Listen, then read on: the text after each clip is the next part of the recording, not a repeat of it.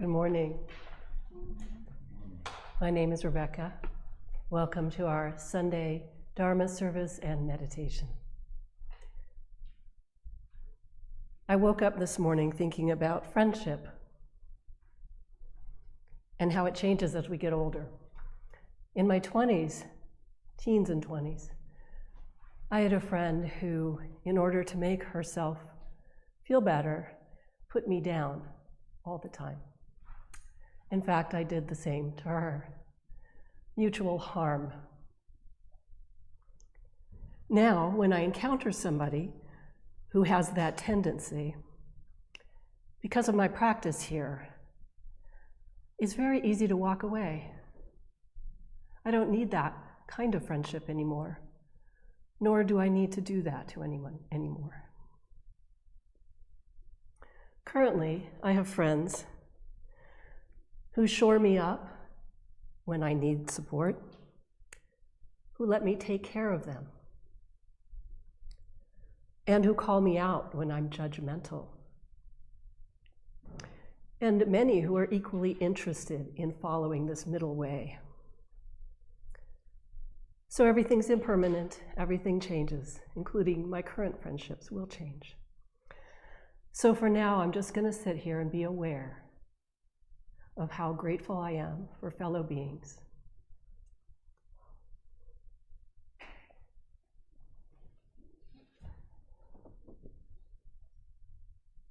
So today we'll begin our practice reading together Essential Dharmas of Daily Practice, page 11.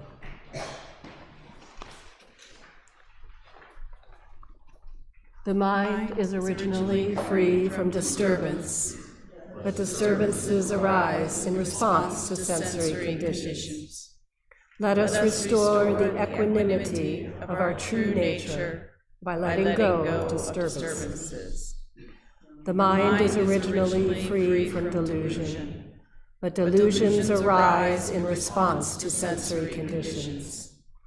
Let us restore the wisdom of our true nature by letting go of delusions. The mind is originally free from wrongdoing, but wrongdoings arise in response to sensory conditions. Let us restore the precepts of our true nature by letting go of wrongdoings. Let us replace disbelief, greed, laziness, and ignorance with belief, zeal, questioning, and dedication. Let us turn resentment into gratitude. Let us turn dependency into self-reliance. Let us turn reluctance to learn into willingness to learn well. Let us turn reluctance to teach into willingness to teach well. Let us turn a self-serving mind into a mind that serves the good of all.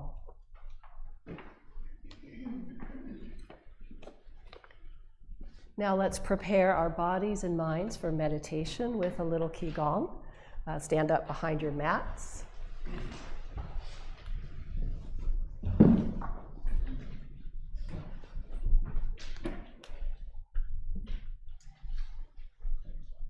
Let's start with a little breathing just to center ourselves, starting with an energy ball that's right at our Donjun, which is 2 inches below our navel, moving it up slightly so you can feel maybe a little pressure, a little energy growing there. Okay. Breathing in and out. In and out at your own pace.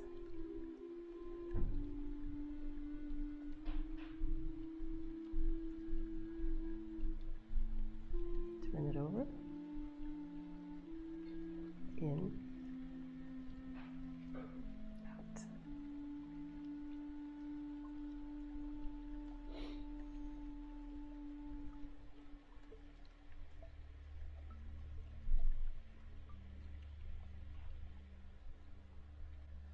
Okay. Now we'll touch heaven and earth. One arm up, flat. One arm down, palm flat. And push heaven and earth, feel the tension, and let it go. Down through your middle to the other arm. Perfect.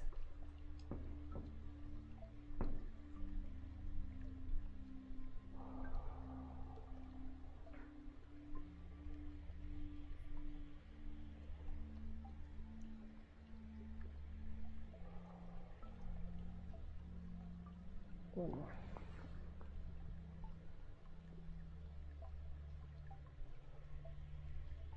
Okay, good. Now let's do a little ankle circles. Getting some of the kinks out from the morning. Going in one direction, bending the toes if that feels good, and then change directions.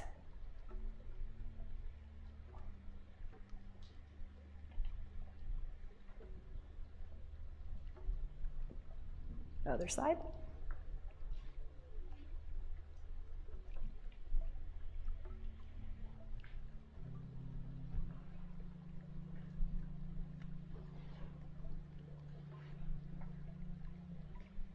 Okay, let's warm our hands so that we can put them on our knees. Our knees are very useful for meditation, so we need to give them some attention.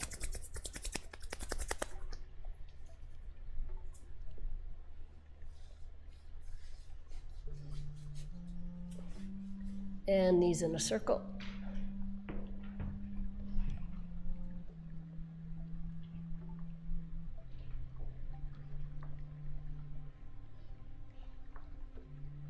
Other way.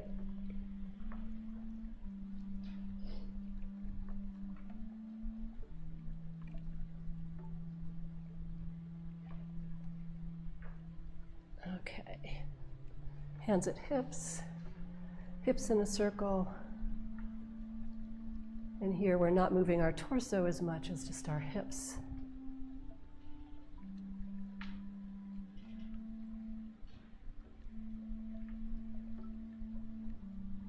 And the other direction.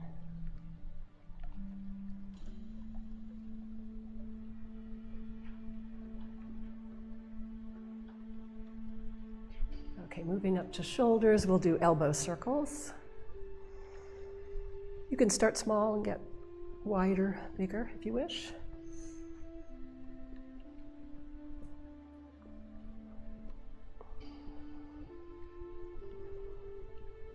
And the other way.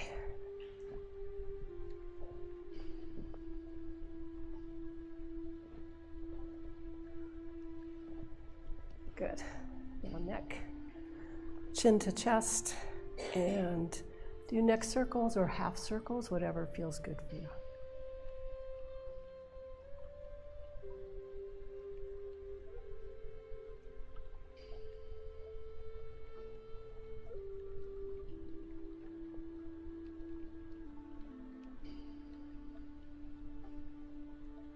Okay, great. Let's do a little stretching of the legs. Arms out, flat back, bend over as far as you can. Grab an energy ball and bring it up to one side. This is good twisting for your back, and the other way. When you get down to the bottom, go the other way.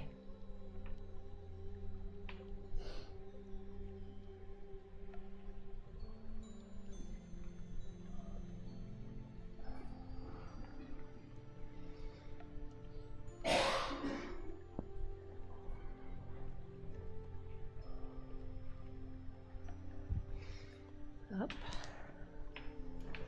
We have time to do a little kicking. So this is more for balance than, kicking high or anything. But shift your weight to one side so that one leg is pretty much easy to lift up. And put your hands wherever you want. And do a little kick if you wish. And move to the other side. Make sure you've shifted your weight and kick. And you can go as high as you like.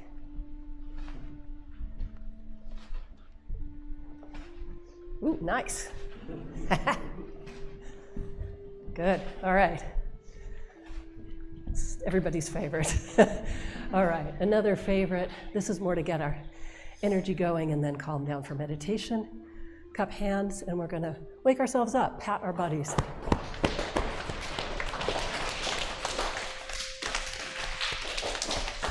Do your shoulders down. Other hand.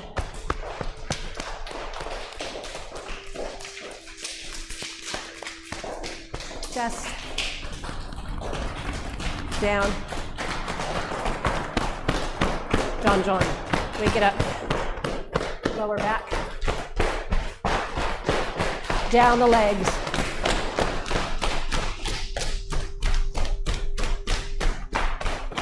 John. Slow it down.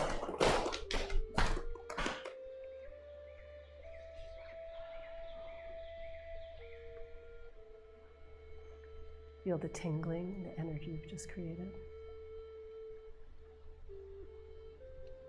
Feet together. Palms up. Palms together. Now please join us in 4 bows to Dharmakaya Buddha.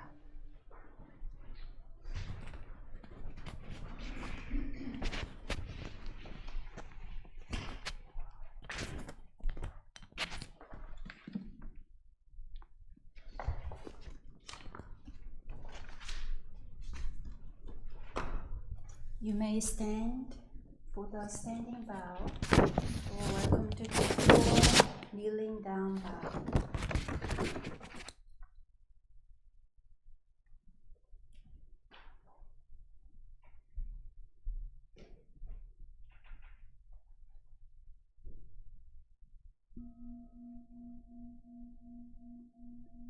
With gratitude, I bow to the grace of heaven and earth, honoring the marvelous gift of nature and the universe.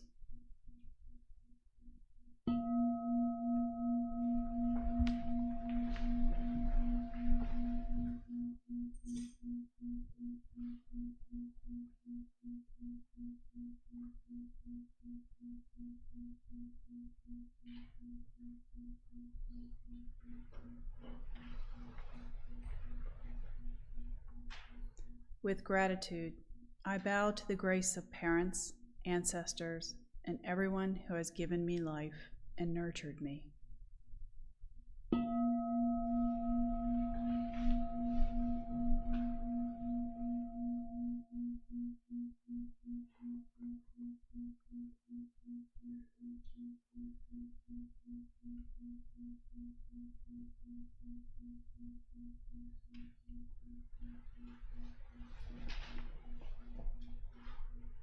With gratitude, I bow to the grace of fellow beings, recognizing the truth of interconnectedness.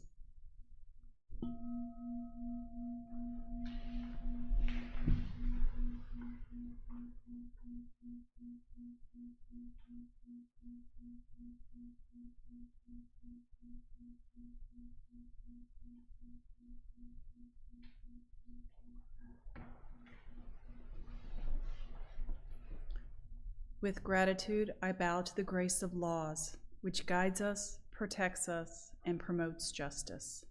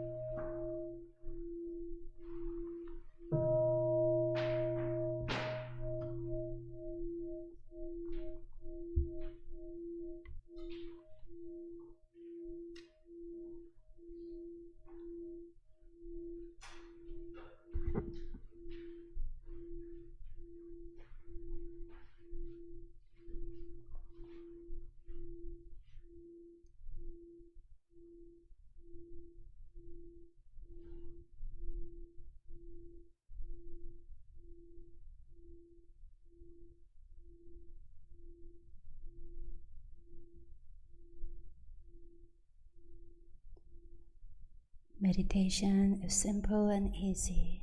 Anyone can practice it. Let us take the time to gently readjust the most comfortable position on the floor or in a chair. Feel free to rock back and forth, side to side, until your body feels centered.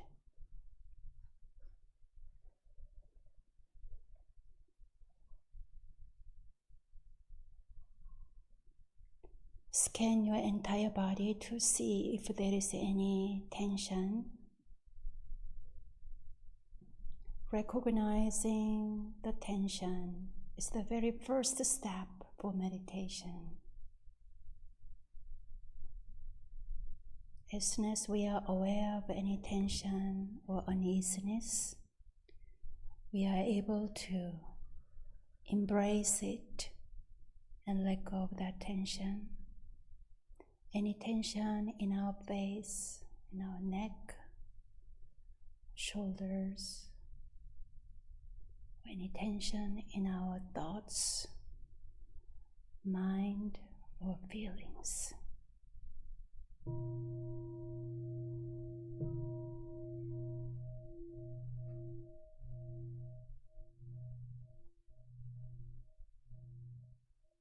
Breathe out. Breathe in, notice tension.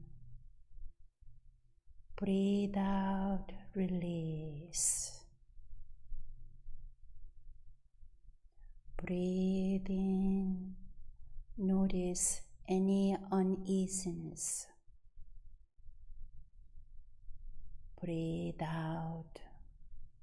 Let us release any mental or physical uneasiness.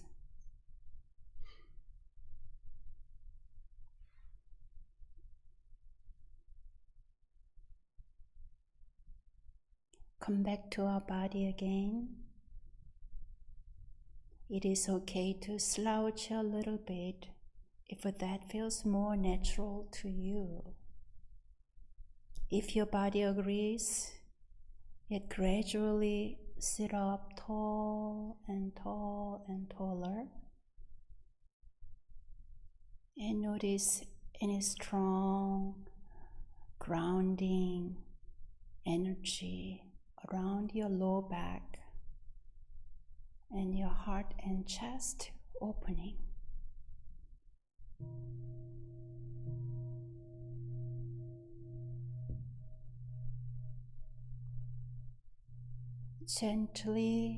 Consider gently opening your eyes and look straight ahead. And soften your eyelids. Let your eyelids relax downward.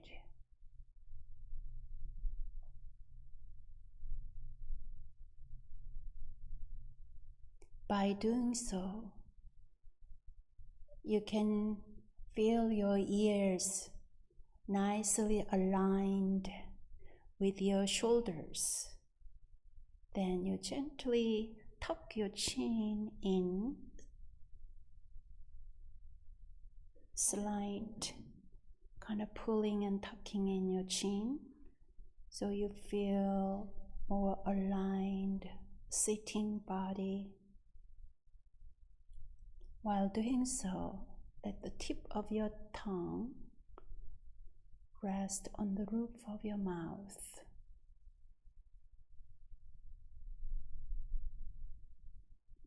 Whenever you notice any saliva gathering in your mouth, that is a good sign. You are relaxing, you are resting in your body, in your breath and in your awareness. Collect your saliva and swallow it occasionally.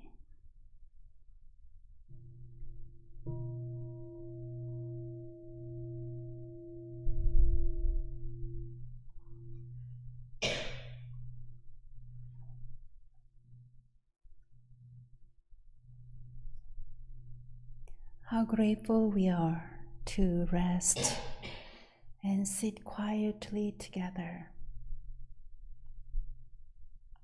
Whenever thoughts arise, we are not bothered by the thoughts.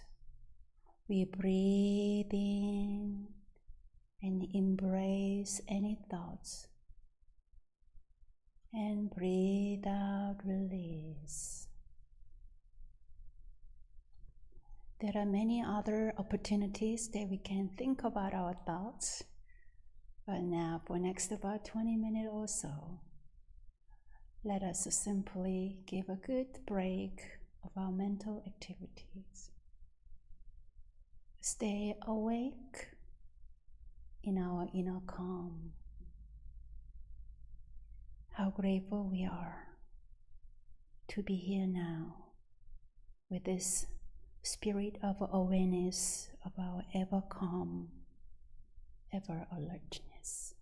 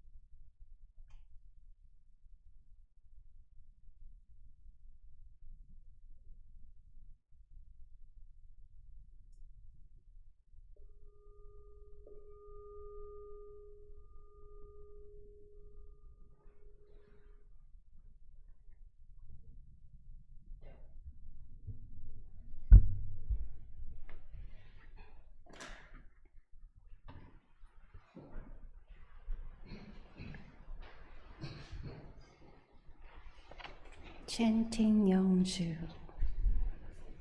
Prayer chant. Page 4. The spiritual energy of heaven and earth settles in my being. My spirit penetrates all things as my mind wills. Heaven and earth and I become one. I am one with the way of heaven and earth. Yongji, Yongji, Ashinda, Mansayoe, Ashinton,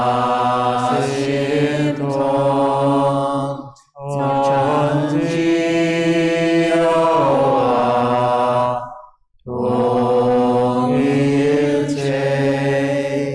Ayo Chonji,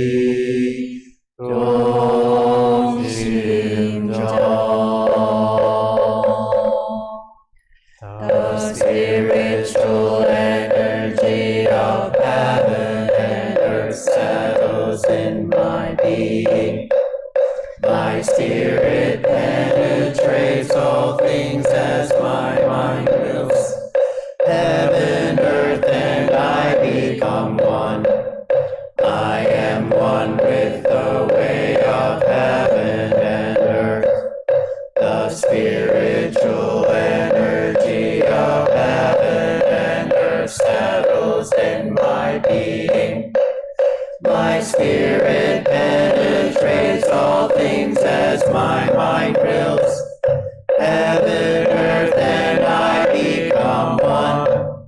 I am one with the way of heaven and earth. The spiritual energy of heaven and earth settles in my being. My spirit penetrates all things as my mind wills. Heaven, earth, and I become one. I am one with the way of heaven and earth. The spiritual energy of heaven and earth settles in my being. My spirit penetrates all things as my mind wills. Heaven, earth, and I become one. I am one with the way of heaven and earth. The spiritual energy of heaven and earth settles in my being. My spirit penetrates all things as my mind wills. Heaven, earth, and I become one. I am one with the way of heaven and earth.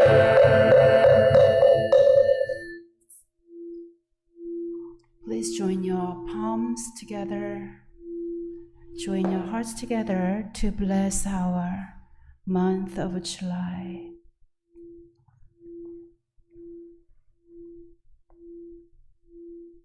July prayer. Strong trees, deep roots. Strong trees do not quickly dry up from hot summer days. In gratitude, we welcome July. Half of this year has already passed. We reflect on our practice journey. How grateful we are to have our Sangha community. In July, the bright sun warms the earth and all its creatures. In the heat of the day, summer breezes and rains invite us to pause. We relish the delightful sensation of our warm bodies cooling off. In this circular rhythm of activity and rest, may we cultivate the balance of yin and yang energies. May our direct experience of these energies help us align our minds, bodies, and intentions with the rhythms of our planet and the universe. May this balance sustain us and be a foundation for our practice, both on the meditation mat and in the world. In times of changes and challenges in this world, may we find strength and unity. With a loving compassion and conscious awareness, may we care for all forms of life. May we be the healing breeze for one another. May we connect with our spacious hearts and grow strong in spirit. This we pray.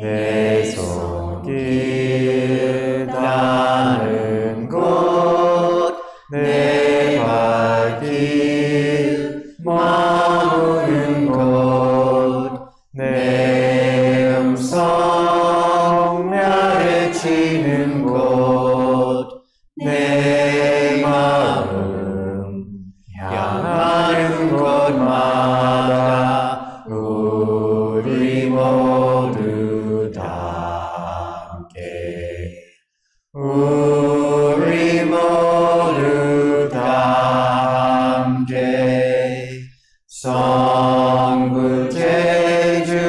인연이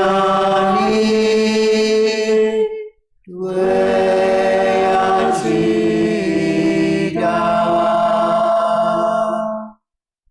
I Wish and pray sincerely and truly, where my hands touch the world, where my feet walk on the earth, where my voice echoes through the hills, and in all realms where my heart and mind reach, that we all together share true affinity for attaining great enlightenment and for helping all living beings.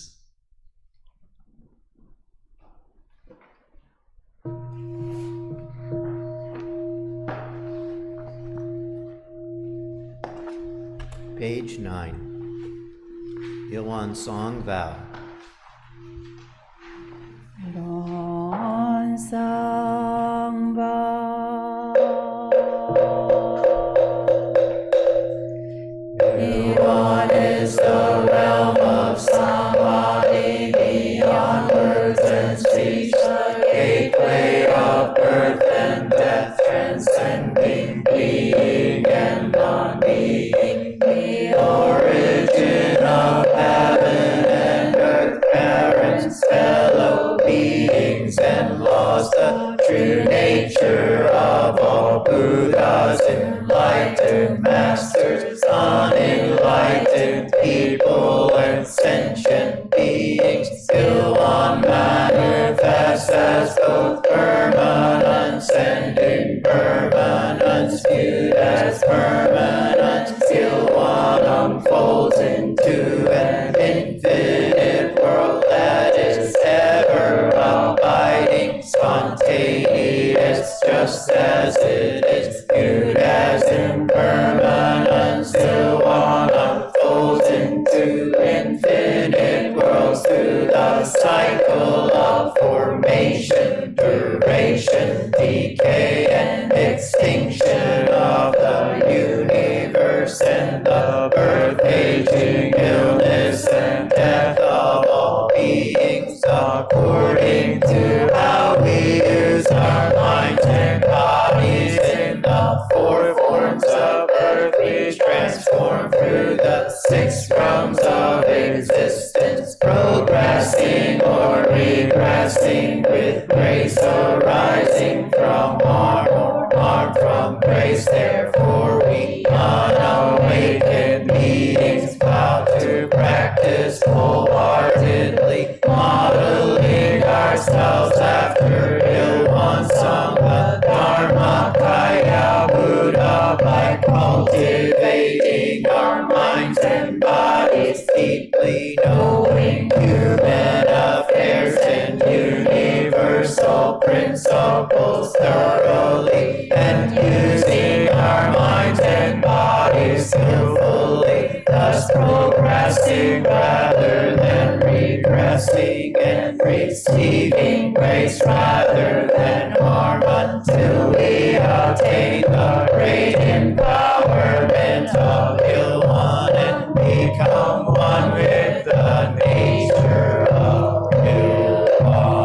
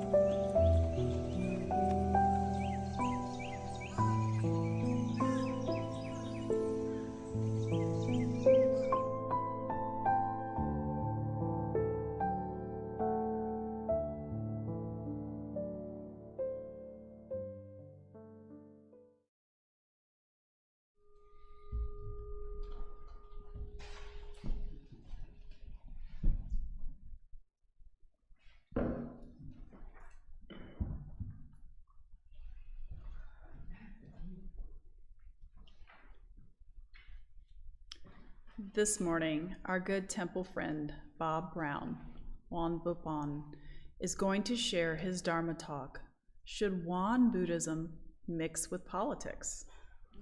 Let us practice deep listening and warmly welcome Bob. Thank you and good morning. We clearly live in tumultuous times.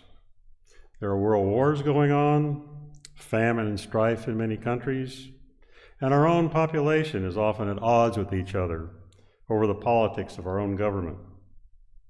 As Buddhists, what should we do, if anything? Master Sotasan tells us to follow the threefold practice. That is, first, cultivate our spirit. I've certainly found that following the practices of meditation, scripture reading, attending or listening to our services, and our Dharma groups has helped me cope. Though I often find our daily news disturbing, I find calmness through my practice and my interaction with our reverends and the whole Won community. Secondly, we are to inquire about human affairs and universal principles. To me, that part means we are to be aware of what our government is up to, both the good and the bad. And finally, he offers choice and action. To me, that means we should try to do something about what we feel is right. There'll be more on that later. But should we hunker down until whatever is bothering us subsides or passes? Or do we follow our practice and ignore the world around us? Or do we become more involved in our political society? What would Master Sotasan have us do? As Americans, many of us were taught in our high school civics classes that our Constitution calls for a separation of church and state. Some Americans become quite upset when they hear of a minister or preacher talking about politics.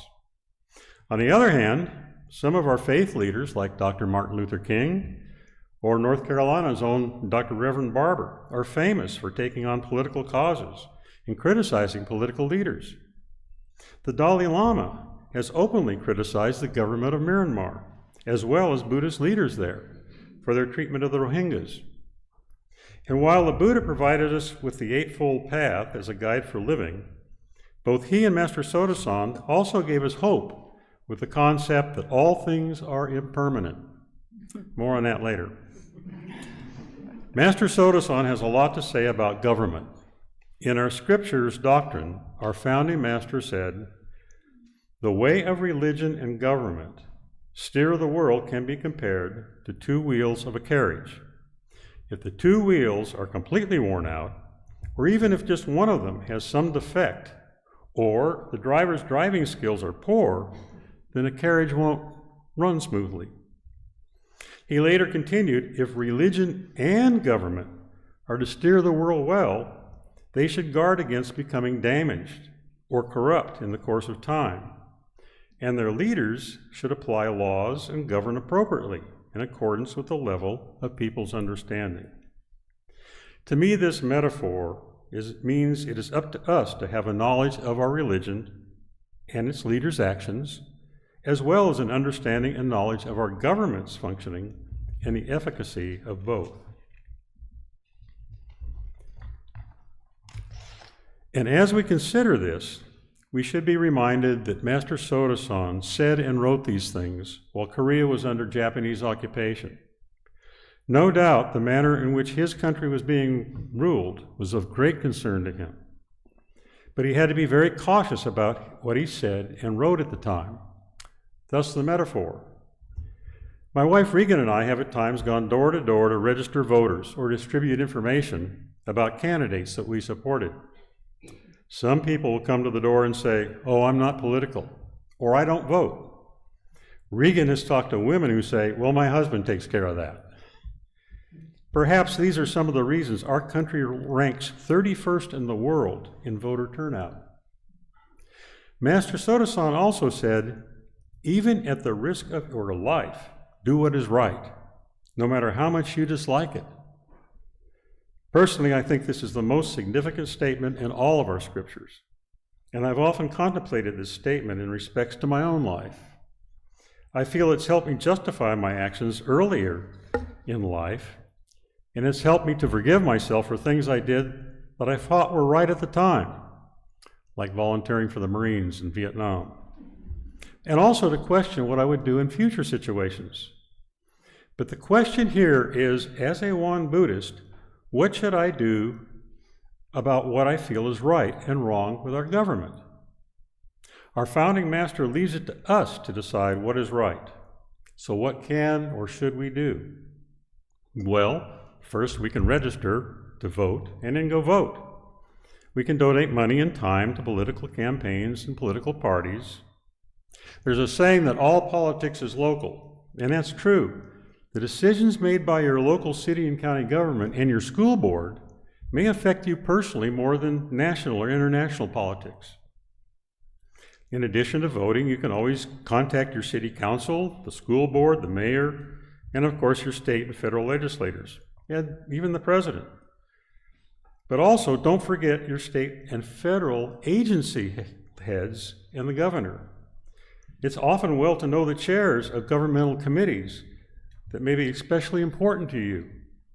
Sometimes there are town hall meetings or listening groups, listening sessions by political leaders, not to mention rallies and protests and even visits to your legislators' offices. Unfortunately, it's often retirees like me who have the most time to be most active, and that makes younger voices all the more important to be heard. I realize that those of you who are not native-born citizens, those of you that are here on visas, green cards, or even those who are not natural or who are naturalized citizens, may be concerned about retribution for speaking out. Most unfortunately, these days those concerns may be valid. But you can still support causes that are important to you, again with your votes, money, and time. For years I've been involved in conservation causes, whereas my wife Regan has contributed significantly to public health organizations.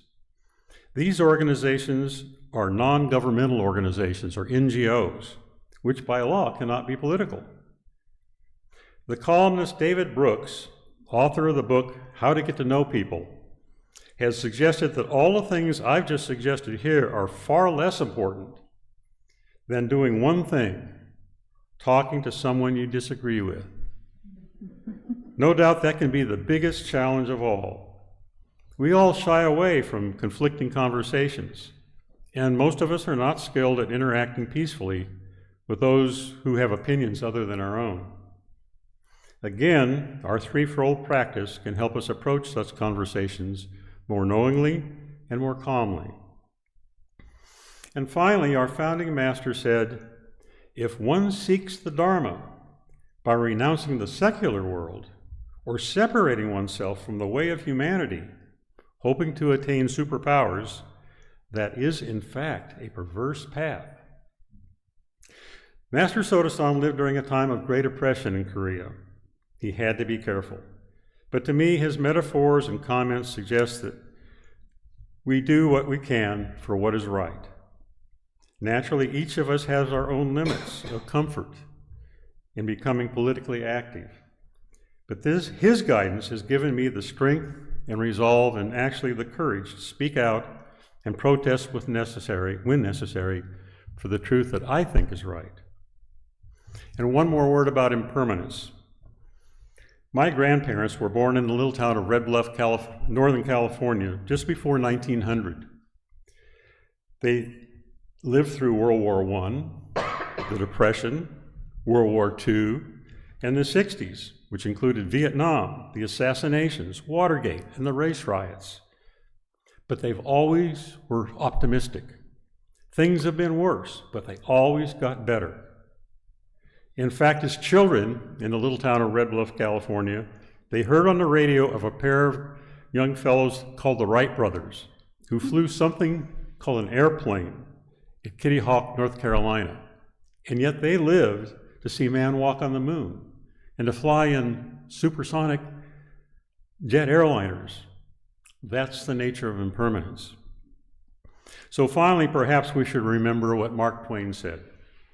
Politicians are no better than the people who elected them, and they're a lot better than the people who didn't vote at all. Thank you.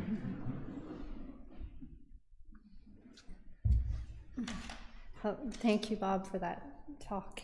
And I mentioned this yesterday at our Saturday thing. That is a question I have been thinking about for the past 6 months is, as a Buddhist, what can I do? And I think from your talk, I'll take away the metaphor of the cart, because I can visualize that. Like I see, if the cart's gonna move efficiently, both the wheels have to be equal in size and strength. So right now I feel like one of our carts is kind of wheels is built on delusion and hatred and greed. And then the other cartwheel is a little bit smaller and wobbly. And I think that's where we as Buddhists have to work together to make sure that we can build that wheel up with compassion and mindfulness, kindness, just taking little steps every day, realizing it isn't permanent, but it's also important. So we have to, stay together. So then I can envision maybe eventually both wheels equal in size and strength moving, and maybe we'll all move in a better, happier direction. But that's my thoughts. So I would like to invite those that are listening to us online, if you'd like to chat or leave your thoughts in the chat or have a moment of quiet contemplation, you're welcome to do so now. And friends here in the Dharma Hall, please pair up with a friend or two and talk about Bob's question and your thoughts on Buddhism and politics.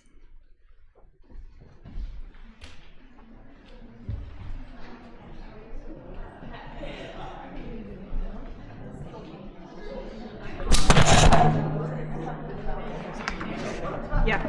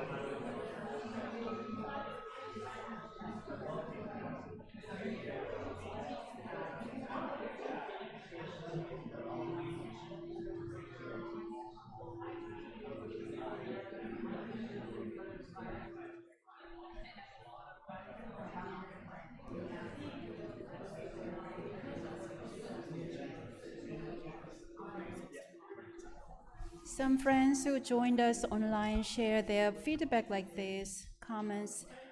Thank you, Bob, for your honest and enlightening talk. The last thing you said is the hardest to do, and I work on that with my family by listening to understand. Rita shared great thoughts, proud to have you among us. And we also have friends shared from, Polly. Thank you for the helpful, honest consideration of a difficult topic. Heidi shared, in Germany, we have a separation of government and churches too, but we do what we can to help other people, children, and more Mother Nature. So I would fight peacefully. Paula shared, really appreciate how you tied this to the threefold practice, as well as being willing to listen and engage with the people who have a differing opinions. John shared, in the UK, there is no separation of church and state. In the upper house, there are bishops. In debates, they often hold both parties accountable for the human impact of legislation. Cynthia shared, thank you for such enlightening talk. The ride is bumpy now, but I believe wheels will smooth out with our loving thoughts. And I think there are more comments. Thank you, friends who share your thoughts, practicing together online. Today, I especially feel especially grateful for your being here in person and online, because always in our everyday life, we have a lot of excuses. Oh, rain is about to come. Stormy weather is about to come. It's too hot. It's too, the iffy with the weather. And I have things to do. So there are so many things that pulled us away. But you are here, and with your intention of a practice, willing to listen, willing to expand your perspectives and insight. Because of your presence, your energy, your spirit, this becomes a real community. And like Bob shared, we also love to hear your voice, your thoughts on any topic you like to share with the community. Sometimes when there are struggling topics like this, it's good to speak loud, and then we feel connected one another. In Korea, actually, I found politics and religion not totally separate. Whenever there is some special events, president invites some religious representatives and have some conference. The president or leader, they try to get some wisdom from spiritual religious leaders. And Won Buddhist teacher, the representing reverend, often visit. It's not called White House, it's called Blue House in Korea. Or also when there is some big national concern, then all the religious leaders gather together. They create some sort of their communal message to the government. So in a way, it may not directly impact, but then it kind of becomes a collective voice from spiritual community.